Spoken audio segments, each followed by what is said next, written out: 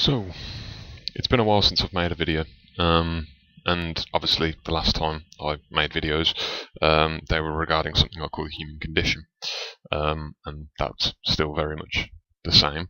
The difference is that I'm changing up slightly how I approach these videos again, but I'll explain more on that at the end. So, first things first is, what is this? What is the African Independence Recovery Project? Well, it's perhaps a very arrogant name in terms of what it intends to theorise, in terms of what I would hope to try and put into action. And basically, it was developed by myself and a friend over various different discussions in order to deal with various issues which we feel leave a non-equal share of resources within the world, and thus leads to various social issues and so on and so forth. So even though it's very much based on just a couple of aspects, we hope that it would have a wider effect than just what it's intended for. And its main intention, of course, is to assist people who actually need support. Now, there's much work being done in Africa already, but this is our own idea. So what is the African Independence Recovery Project? Well, the aims of it are to increase the agricultural productivity and viability, and to provide better access to clean and drinkable water using the same means. At the moment, Africa is got a high level of arid environments within it. There are food shortages due to unpredictable harvests affecting the yield, and although there are various charities and institutes in place that help and try and gather funds and provide drinking water on a regular basis, this is a very short-term method of trying to help with the situation. It would be much better to do something which is much more long term, and that's what essentially we're proposing. So a lot of work would be required to actually take this undertaking on, and so by doing so, this would create a lot of jobs in the area, but we would also hope that the end result would also be to provide the ability for new industries to spring up, and also for the enhancement of the industries that are currently within Africa. And my personal opinion on this is every nation on the planet needs to maintain their own industries that are vital to their own survival and functioning. Namely because when we have reliance on someone else, that gives them power, and when that reliance is on something as fundamental as food and water, you can quite easily see how issues may arise in terms of the relationships between certain nations, and I think that now more than ever is a time to kind of try and bridge those gaps. So I'd like to eliminate economic reliance that Africa has on some of the rest of the world, not all of them, you know what I mean? Many countries at the moment subsidise through charity work and so on and so forth, and try and increase that. And I think, yes, charity is a wonderful thing, but it's the whole teach a man to fish kind of situation that I think would be better. So we would like to kind of remove that. And also, the relationships have always been damaged anyway. I mean, we hear about slavery all the time, and I think that it's important to note that, yes, obviously the stories we are told about slavery are 100% true, but I also think that one important thing is missed out quite regularly, which is that, of course, black people actually started slavery first. Africans were the first to start enslaving, and they started enslaving various different peoples, one of which were, of course, European women and children. They used to sell them in the black markets in modern-day Morocco and so on and so forth. So they did it. And then the Europeans clocked on what was going on. France, in particular, sent an armada over, and then the tables were turned, and what we know to be the history of slavery then ensued, in terms of the most common understanding. And I'm not trying to point the finger and say, well, they did it first, blah, blah, blah. I'm not interested in that. Slavery, regardless of who does what, isn't something that in any way, shape or form we should be looking at in this day and age. Our ancestors suffered. African ancestors suffered. We need to draw a line in that sand. But this isn't a history lesson, I don't want to discuss the first great civilization of Africa. I would rather leave that to someone else who's more qualified. So I suggest looking into Akala, who I forget his real name. I only remember his stage name, but he's also a lecturer at Oxford University, and he can cover that in quite a bit more detail. But it boils down to essentially equal men have no quarrel, because inequality breeds contempt in a world where there's already been enough done. So we need to draw a line in the sand, and I'm hoping that something like this, putting Africa on an even footing with regards to its agricultural capabilities and so on and so forth, would very much help mend the rift that has been around for quite some time. And with regards to the increasing of biodiversity, obviously we'd hope that results in a greater viability for all life, although there is a risk with regards to that, which I'll go into later. So better wealth yields better living, and obviously equal footing also helps with social conditions as well. So the method outlined for you with very crude drawings is essentially that a V would be cut into either a viable area of shore or into a cliff face, and it could be multiple. I'm not limiting it to just one, but it would depend on how many we do this with as to how the infrastructure would need to look. But the general idea is that these V's cut would have these runners that run under the water to the level where the gate would need to close to, and obviously would be above as well, much above the ground, so that the gate could be retracted fully.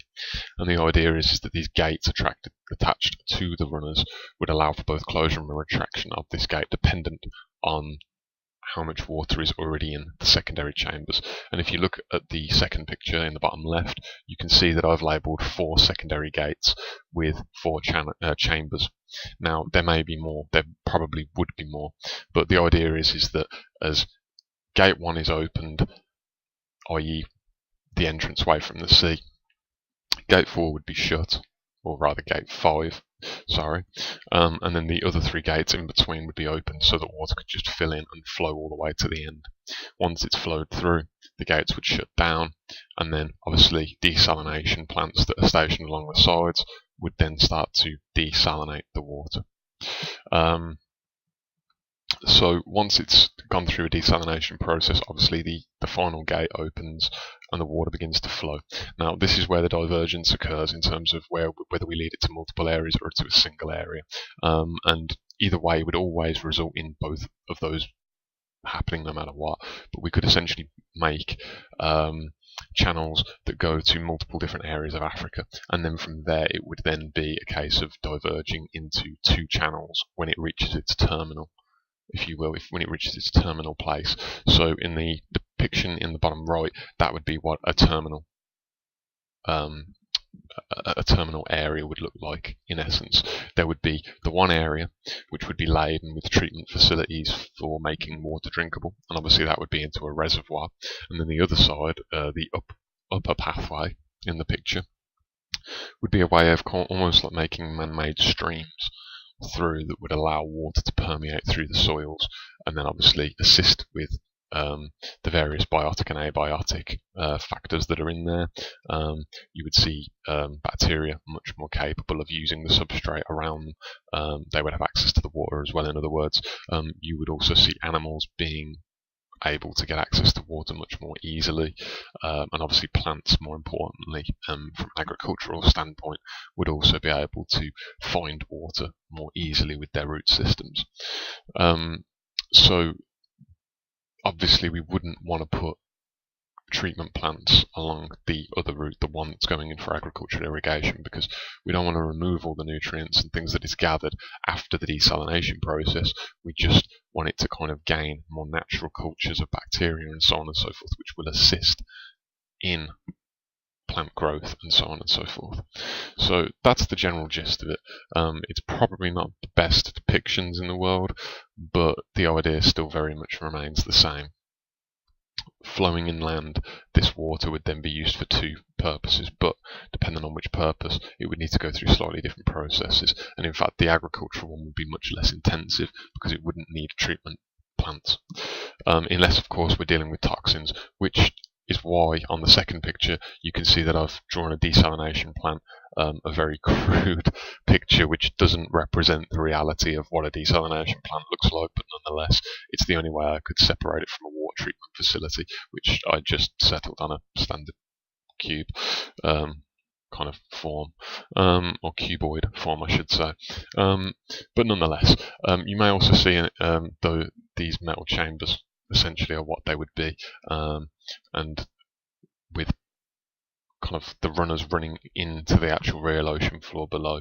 And I will discuss these chambers more later on, because obviously they would have to be separate to the actual land itself, otherwise porosity would just lead to the water draining out.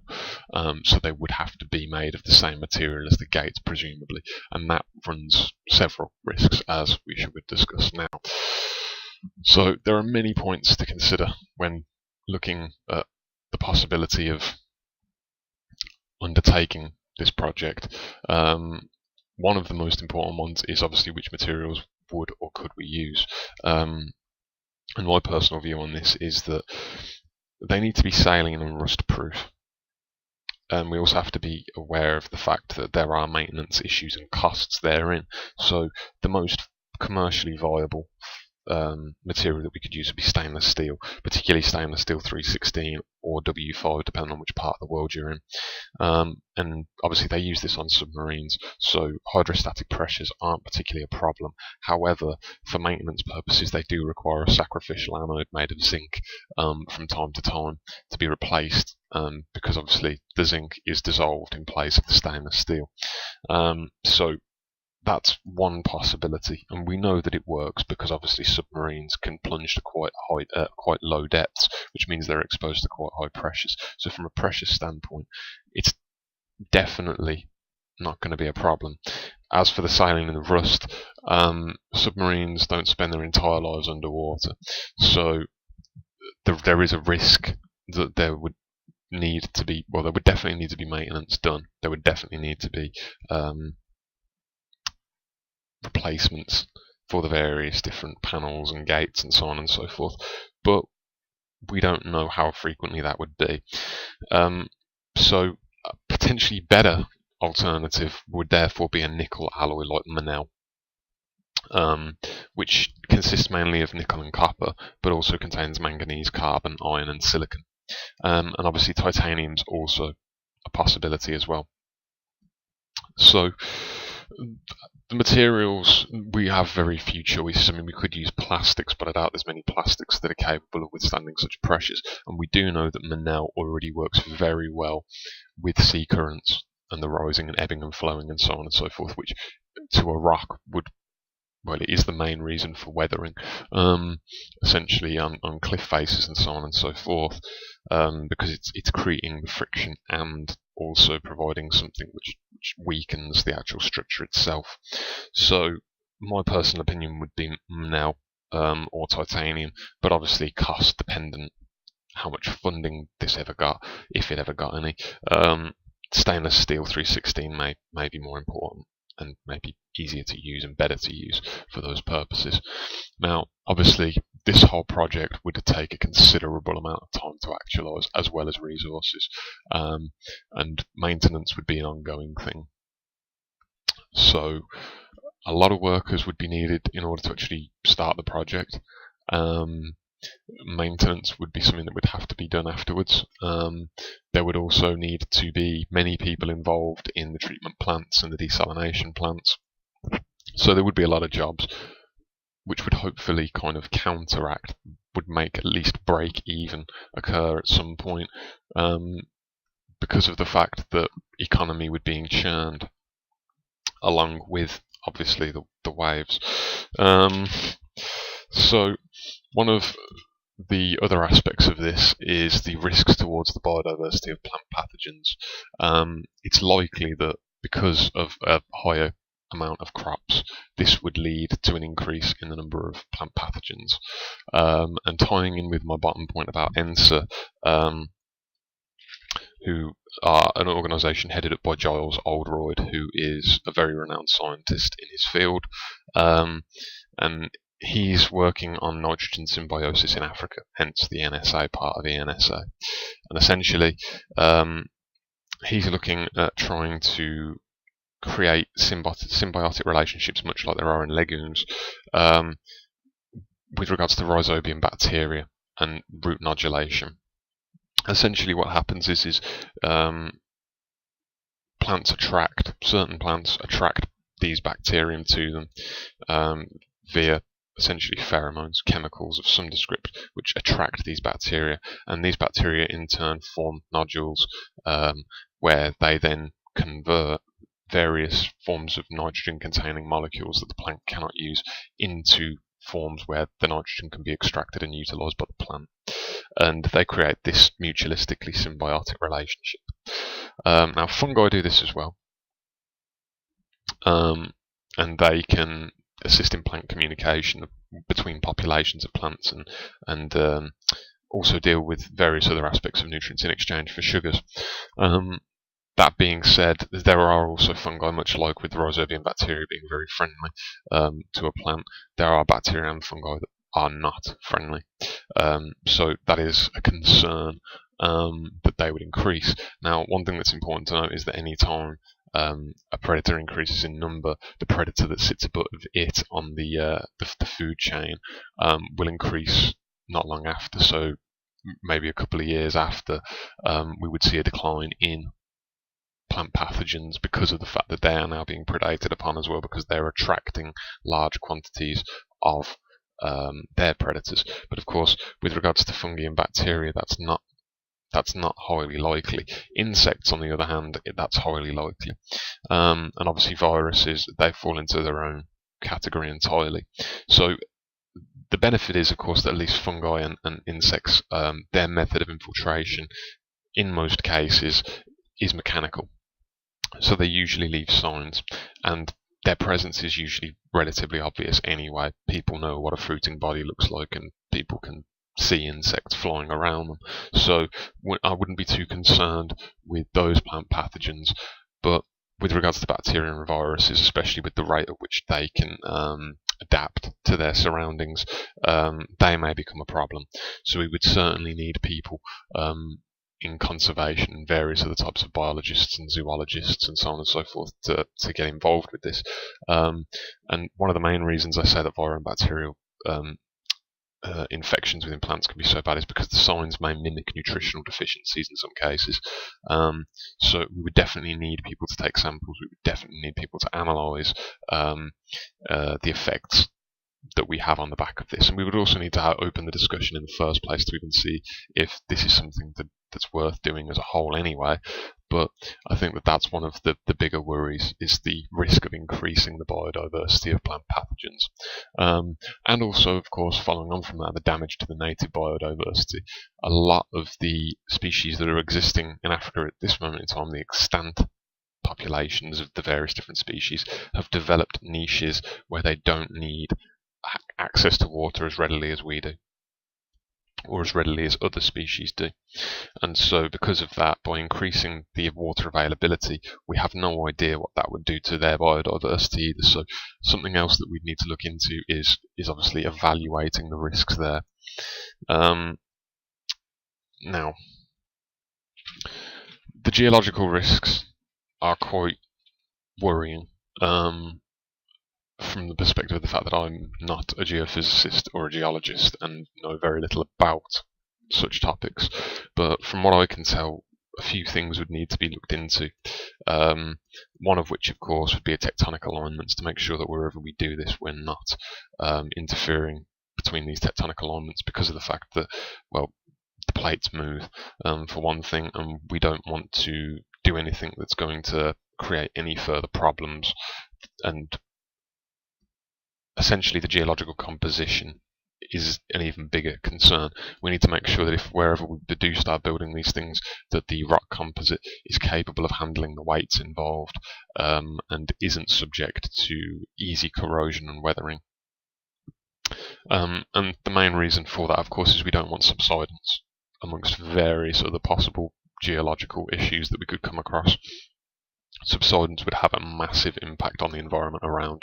So we would definitely need in some way, shape or form geologists, geophysicists, and various other people to be involved, and we'd need them also in the early stages in order to look at the dimensions at which we could build these channels and looking at how we can build this infrastructure. And obviously engineers would be highly needed as well for that. So at the moment, a lot of the genetic engineering focuses are, as I said, with regards to ENSA, are focused on nitrogen symbiosis in order to allow the plants to deal with lower levels of nitrogen, and or increase how much they can get access to. However, as previously mentioned, due to the possible implications of increasing the biodiversity of plant pathogens, we may also need to look at a shift with regards to resistant genes and being transgenetically input into plants. So it may mean that we also have to change the focus by which modern day genetic engineers are kind of focused on with regards to Africa, because as I say, the biggest project at the moment is ENSA, and they are just looking at nitrogen symbiosis. They're looking at getting positive bacteria, if you'll excuse that phrase. They're looking at getting that into a symbiotic relationship with the plants, much like we have in leguminous plants, as already discussed. We may also need to start looking at something more defensive rather than something that's all positive and good for everything involved. We may also need to look at these resistant genes and so on and so forth. But again, we'd have to look at the wider implications on that, because obviously this is focused at looking at making cereals and crops, things that can be consumed for food. So we'd also need to look at the impact there as well. But on a positive note, the water levels won't change too heavily. The water cycle won't be affected in any way, shape or form by this process, because water will still be evaporating at the same rate. It will still therefore be refilling the oceans from where the water is being sourced initially anyway. The issue that we're currently faced with due to global warming means that the water levels are ever rising, and so this in and of effect would actually help stem the rate at which it's increasing. It won't stop it, but it may buy us a bit more time in order to actually look at methods for resolving these issues. So I think that is at least one positive that we know we can take from this. Now, going back to the maintenance aspect quickly, I mentioned about the secondary gates. The secondary gates would need to able to be closed independently of one another.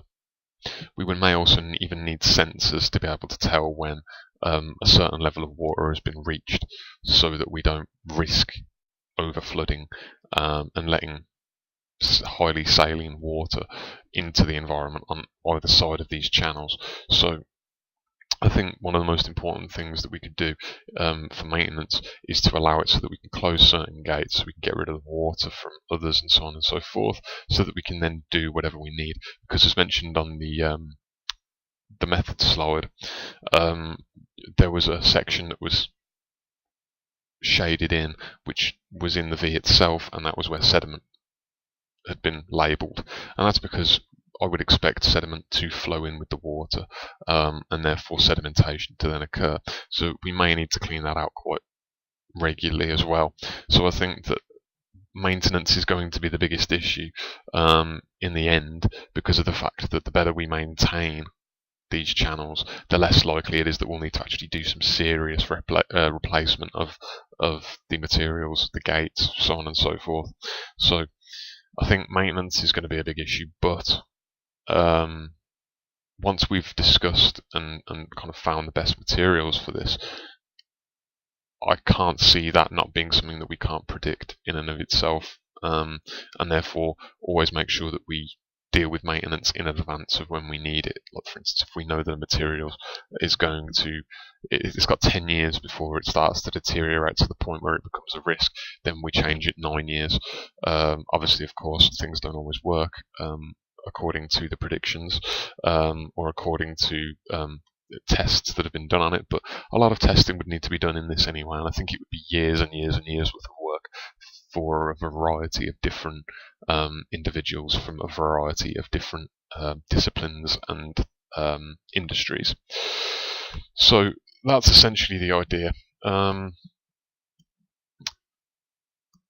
I am not an expert in most of these areas, so there may be things that I've completely overlooked, and there may even be things that I have oversimplified, and that just are not feasible. So if you have any comments, please leave them. Same with critique, and feel free to open up a discourse with regards to any ideas that you guys have as well with regards to this, because again, I want this to be something that is open as a channel, that is open to discourse, so that people can kind of put together ideas and we can work together as a peoples in order to achieve various different goals that put everything into a better position than it currently is. Lord knows some of the problems going on in the world at the moment. I would hope that people would be willing to at least look into ways that we can fix these problems, and this is one such suggestion for a very small issue in comparison to the greater, more global issues. But I certainly hope that it's at least of interest. So yeah, comment, let me know what you think, and I'm open to suggestions. And if you'd prefer to speak on a one-on-one basis rather than do it through the comments section, just let me know, and I'm happy to provide my email address. So with that being said, just to address the obvious, which is what's happened with the Human Condition series, I have been very busy, both with things aside from writing articles and making content, but I have been writing a lot of articles and I've been making notes of a lot of different things to discuss, so there is a lot of content on the backlog, and therefore there's much more on the way. However, I will be splitting the way I do this into rather than doing it in a linear fashion like I originally intended to, starting with the issues, well, not starting with the issues, starting with the formation of life and the universe and so on and so forth from the various religious and scientific perspectives, moving through the histories of the various civilizations that have existed before, obviously the Egyptian civilizations, and I don't just mean Egypt, I mean obviously the Sudan, and so on and so forth, moving through the Greeks and the Romans and Sumerians and the Mayans and so on and so forth, all the way to modern day. The intention was then to move on into the problems that are currently affecting us and how that relates to the past, and then obviously putting forth solutions. It's come to my attention that it may actually be better to do it in a manner where we pair these things together. So this one ironically wouldn't have another pair because this is kind of a separate point entirely on one hand, but it is still a solution. I think that there are ways though that I can link certain ones together. So say for instance I could discuss about the issues we have in the media, which are innumerable at this moment in time, but I can discuss where that all comes from, in terms of historically how we got to that point, why we became so reliant on news sources and so on and so forth.